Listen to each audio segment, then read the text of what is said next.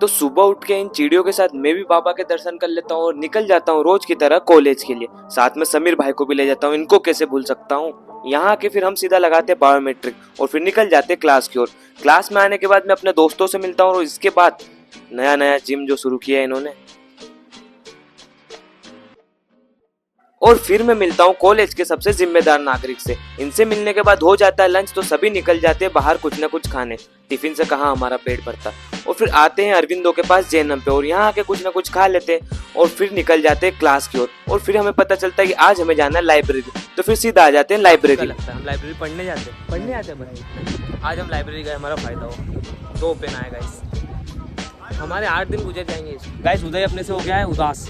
उदय को अपन ने कुछ बोल दिया था तो उदय को आ गया गुस्सा। उदय भाई ऐसे बुरा नहीं मानना, मजाक मस्ती दोस्तों के बीच रहना चाहिए। आज तुम उठ जाओगे, कल हम उठ जाएंगे, क्या होगा, बुरा नहीं मानेंगे। फिर जैसे तैसे उदय को मना के बायोमेट्रिक लगा के एक दिन और कॉलेज के नाम करके हम निकल जाते हैं घर की ओर।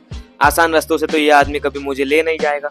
और फिर आज मुझे लगता है कि बाल अपने थोड़े बड़े हो ही गए तो क्यों ना इनको कटा लिया जाए। अब बेकार तो मैं जरूर दिख रहा हूँ लेकिन बदलाव जिंदगी में जरूरी है। ठीक है, फिर मैं आ जाता हूँ बड़े पापा के यहाँ चल रहा था टेस्ट मैच और फिर मैं मिलता हूँ हनु भाई से। अब यहाँ चल रहा था सभी का भोजन जिसमें मुझे और इन 2 गरीबों को भी इन्वाइट किया है। अब मिलते हैं अगले ब्लॉग।